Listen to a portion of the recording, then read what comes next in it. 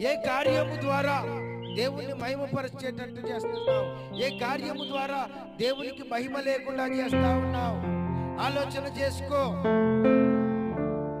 నీవేది చేసినా దేవునికి ఇష్టమైనట్టుగా చేయాలి. దేవునికి మహిమ ఉండాలి నువ్వు చేసే పని. కొందరు వారి ఇష్టం వచ్చినట్టు చేస్తారు. ఎవరు చెప్పిన మాట వినరు, వారి ఇష్టమే.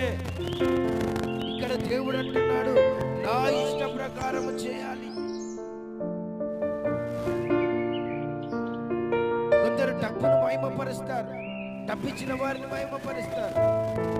కొందరు బంధువులను మహిమపరుస్తారు, కొందరు పిల్లల్ని మహిమపరుస్తారు, పిల్లల్ని ఎత్తి పట్టుకుంటారు. కొందరు పిల్లలు లేకుండా